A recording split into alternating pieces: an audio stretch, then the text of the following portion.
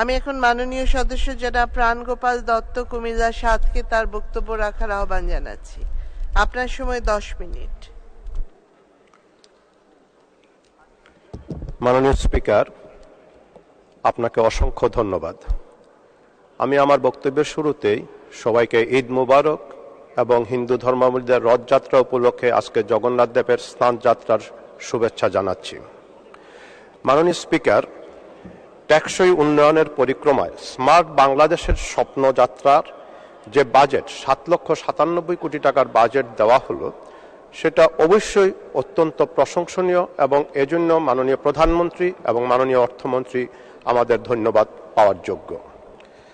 আমার বক্তব্যের শুরুতে মাননীয় স্পিকার, আমি গভীর শ্রদ্ধার সাথে স্মরণ করছি 1952 সাল থেকে শুরু করে 1971 সাল পর্যন্ত সকল গণতান্ত্রিক অধিকারের আন্দোলনে যারা শাহাদাত বরণ করেছিলেন, একই সাথে যারা স্বাধীনতা যুদ্ধে শহীদ হয়েছিলেন তাদের প্রতি গভীর শ্রদ্ধার সাথে স্মরণ করছি জাতির পিতা বঙ্গবন্ধু শেখ মুজিবুর রহমান সহ বঙ্গমাতা এবং তার পরিবারের যারা সদস্য হয়েছিলেন সেই 15 আগস্টের নৃশংস হত্যাকাণ্ডে তাদের প্রতি। 3রা নভেম্বরের জেল হত্যায় আমাদের জাতীয় যে 4 নেতা শহীদ হয়েছেন, যাহা ইতিহাসের সবচেয়ে নিষ্ঠুরতম ঘটনা বলে অভিহিত হয়েছে, তাদের প্রতি আমার গভীর শ্রদ্ধা। একই সাথে 2003 সালের 21শে আগস্টের 4 সালের 21শে আগস্টের গ্রেনেড হামলায় আইবি রহমান সহ আওয়ামী লীগের যেসব নেতাকর্মী শাহাদাত বরণ করেছেন তাদের প্রতি আমার গভীর শ্রদ্ধা। মাননীয় স্পিকার, এবারের বাজেট একদিক দিয়ে বিবেচনা করলে অন্যান্য বারের বাজেটের তুলনায় অনেক বেশি গ্রহণযোগ্য, কারণ অনেক দিন পরে এবারের বাজেটে education, medication, cultivation, good communication and uninterrupted ইলেকট্রিফিকেশনের উপর জোর দেওয়া হয়েছে। যে জিনিসগুলা বঙ্গবন্ধু নিজে স্বপ্ন দেখেছিলেন এবং কিউবার বিপ্লবী নেতা ফিদেল ক্যাস্ট্রো তার প্রথম রাষ্ট্র গঠনের যে বক্তব্য ছিল, সে বক্তব্যতে এই 5টা জিনিসের উপরে উনি গুরুত্ব দিয়েছিলেন। এবং গুড এডুকেশন একটা জাতির জন্য অন্যতম একটা উপকরণ, কারণ আমরা যদি 1 বছর সামনে চিন্তা করি, আমরা সাধারণত ধান চাষ করি বা গম চাষ করি। 20 বছর সামনে চিন্তা করলে আমরা বৃক্ষরোপণ করব, আর 100 বছরের জন্য যদি আমরা চিন্তা করি তাহলে শিক্ষার কোনো বিকল্প নেই। এবং এই শিক্ষা পেতে হলে দরকার একটা সুস্থ জাতি, এবং সেই সুস্থ জাতির জন্য দরকার হলো মেডিকেশন। আমরা সবাই জানি যে আমাদের এই স্বাস্থ্য ব্যবস্থা নিয়ে অনেকে অনেক সমালোচনা করেন, তারপরেও কিন্তু বাংলাদেশের স্বাস্থ্যসেবা খুব কম যে উন্নতি লাভ করেছে তা আমি স্বীকার করব না। বাংলাদেশের স্বাস্থ্যসেবা এখনো অনেকটাই উন্নতির পর্যায়ে আছে। কোনো ক্ষেত্রে কিছু বিচ্যুতি লক্ষ্য করা যায়, এবং সেগুলি ডাক্তার এবং ডাক্তারদের আবাসিক সমস্যার সমাধান না হলে কখনোই সেটা দেওয়া সম্ভব হবে না। একটা উপজেলা স্বাস্থ্য কমপ্লেক্সে যেখানে 15 জন, 20 জন বা 25 জন ডাক্তারকে পদায়ন করা হয়, সেখানে 2 জন বা 3 জন ডাক্তারেরও থাকার জায়গা নেই। Medical service, this is a full time residential service, এবং সেটার জন্য রেসিডেন্সটা দেওয়াটা হলো সবচেয়ে অপরিহার্য। অবশ্যই আমাদের ডাক্তারদেরকেও আন্তরিকতার সাথে সেই সেবাটা দিতে হবে। আজকে এডুকেশন, মেডিকেশন, কাল্টিভেশন আমরা যাই বলি না কেন, সবচেয়ে কস্টলিয়েস্ট আইটেম হলো হেলথ সার্ভিসেস, যেখানে পরীক্ষা নিরীক্ষা এবং যেখানে গবেষণা এবং চিকিৎসার যে উপকরণ আছে প্রত্যেকটার দাম আকাশচুম্বী হয়ে আছে। অমর্ত্য সেনের ভাষায় যদি আমরা বলি, শিক্ষা এবং চিকিৎসা সেটা থাকা উচিত সরকারি খাতে।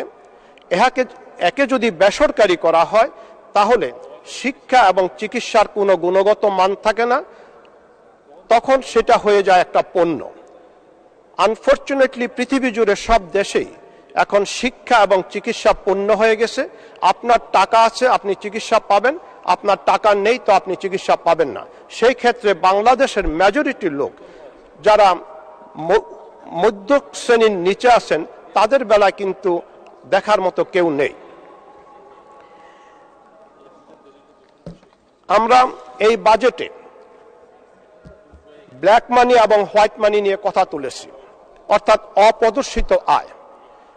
প্রদর্শিত আয় যেটা আমরা ট্যাক্স দিয়েছি, আমি একজন করদাতা হিসাবে যখন 30 লক্ষ টাকার উপরে আমার আয় থাকে আমাকে 30% কর দিতে হচ্ছে, কিন্তু যিনি টাকা দেখাননি গত বছর তিনি কিন্তু 15% দিয়ে সেই টাকাকে বৈধ করে অপ্রদর্শিত আয়কে প্রদর্শিত আয় বা বৈধ ট্যাক্স করে নিচ্ছেন।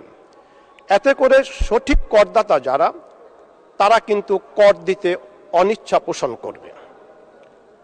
আমরা ব্ল্যাক মানি এবং হোয়াইট মানির কথা বলি, কখনো কেউ গ্রে মানি অর্থাৎ ইনফর্মাল ইকোনমি যেটা আছে, হুইচ ইজ নাইদার ট্যাক্সড নর মনিটরড, অ্যান্ড সেই ইনফর্মাল ইকোনমি অর্থাৎ গ্রে ইকোনমি যেটাকে কোনো অবস্থাতেই নিয়ন্ত্রণ করা যায় না, সেই ব্যাপারে আমাদের মাননীয় অর্থমন্ত্রী আমাদের বাজেট বক্তৃতায় কিছুই বলেননি।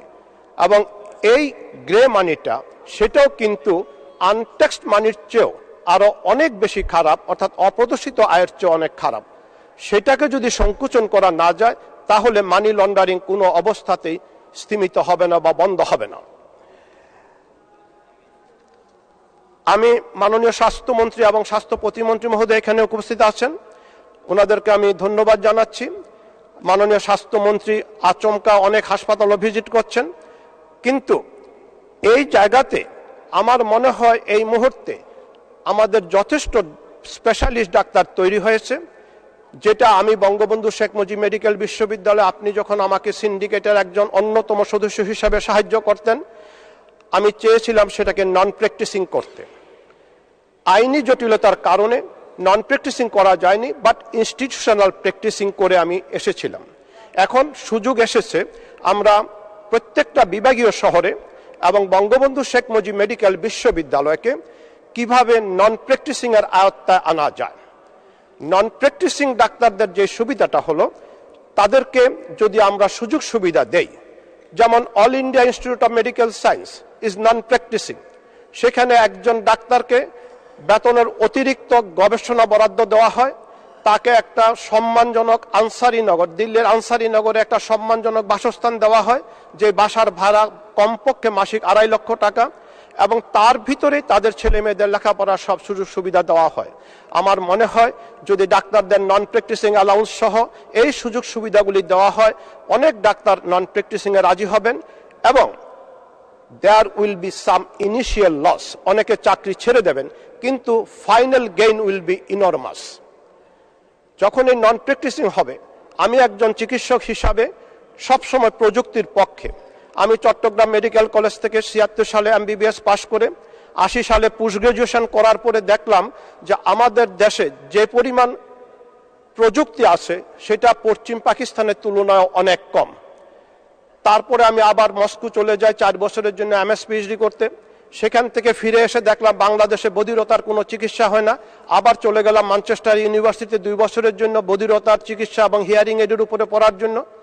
আবার ফিরে এসে দেখলাম বায়োনিক ইয়ার মানে ককলিয়ার ইমপ্লান্ট শুরু হয়ে গেছে দুনিয়া জুড়ে, অর্থাৎ কনজেনিটালি ডেফ চাইল্ডদেরকে পুনর্বাসন করার জন্য, শুধুমাত্র অস্ট্রেলিয়া এবং জার্মানিতে। আবার চলে গেলাম 1 বছরের জন্য জার্মানিতে। আমি যখন 1 বছরের জন্য ম্যানচেস্টারে যাই 2 বছরের জন্য, তখন আমার পোস্টিং ছিল বঙ্গবন্ধু শেখ মুজিব তখনকার IPGMR-এ 92-93 সালে। তখন আমার স্ত্রী আমাকে সব চিকিৎসকরা বললেন যে তুমি যে পিজি হাসপাতালের অ্যাসোসিয়েট প্রফেসরের পদ ছেড়ে ম্যানচেস্টারে পড়তে যাবা, তারপরে তো তুমি আর পদায়ন পাবা না এই জায়গাতে। আমি আমার স্ত্রীকে জিজ্ঞাসা করলাম আমরা কি যাব? সে বলল অবশ্যই যাব। এরপরে প্রথমবার আমাকে বদলি করা হয়েছিল রংপুরে, এইবার না হয় বরিশালে দেবে। তার যুক্তি ছিল বরিশালের লোকজনেরও নাক কান গলা আছে, সুতরাং সেখানে গেলেও আমাদের ভাতের অভাব হবে না। এবং আমি গিয়েছিলাম। আজকে সেই বধিরতার এই প্রযুক্তি এই দেশে আনার পরে আজকে বধির বাচ্চারা মোটামুটি একটা সুস্থ জীবনের সন্ধান পাচ্ছে।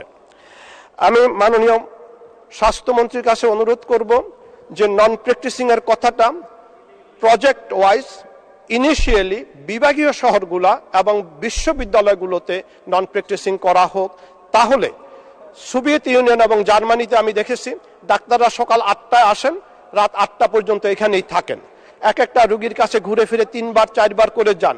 সুতরাং রুগীর সাথে ডাক্তারের যে বন্ডেজটা হয় সেই বন্ডেজটা কিন্তু আমরা বাংলাদেশে এখনো সৃষ্টি করতে পারছি না, কারণ আমরা অফিস মেনটেন করি।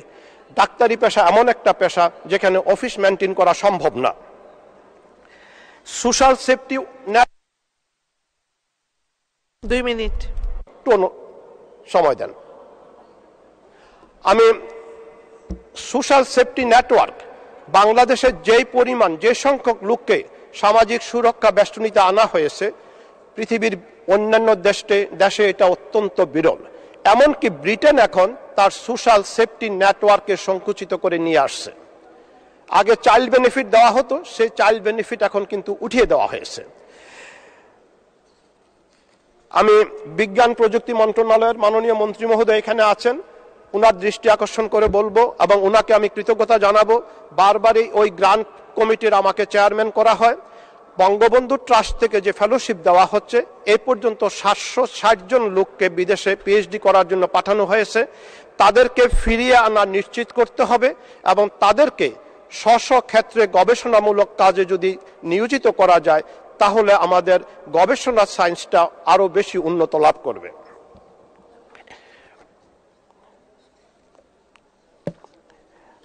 আমি মাননীয় তথ্য প্রযুক্তি মন্ত্রণালয়ের প্রতিমন্ত্রী মহোদয় এখানে নেই, আমি ওনাকে আরেকটা জিনিস অনুরোধ করব যে আমি তথ্য প্রযুক্তির পক্ষে, আমি ডিজিটাল বাংলাদেশের পক্ষে, স্মার্ট বাংলাদেশের পক্ষে, কিন্তু আমাদের ডিজিটাল পদ্ধতি অর্থাৎ মোবাইল ফোন যেভাবে অপব্যবহৃত হচ্ছে, আমার মনে হয় না যে আর বেশি দিন আমাদের এই প্রজন্ম প্রতিবন্ধী না হয়ে থাকতে পারবে।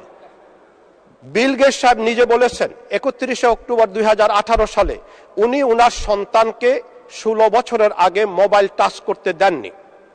মার্টিন কুপার 1 বছর আগে বিবিসি ব্রেকফাস্ট মিটিংয়ে বলেছেন যে আমি যদি জানতাম একজন ব্যক্তি এই মোবাইল ফোনের সাথে। 2 মিনিট। মাননীয় স্পিকার, একটু সময় চাই। জি 2 মিনিট বলুন। আমি যদি জানতাম যে এই প্রজন্ম মোবাইল ফোনের সাথে 5-6 ঘন্টা গ্লু অর্থাৎ আঠা হয়ে লেগে থাকবে, তাহলে এটা আবিষ্কার করা আমার জন্য একটা নির্মম ভুল হয়েছে বলে আমি মনে করি। একই সাথে Booker prize winner Howard Jacobson বলেছেন আগামী 20 বছর পরে এই গ্লোবাল পপুলেশন লেখাপড়ায় প্রতিবন্ধী হয়ে যাবে। তারা প্রযুক্তি চালাতে পারবে কিন্তু তারা কম্পোজিশন করতে পারবে না, কোনো কিছু লিখতে পারবে না, সৃষ্টি করতে পারবে না।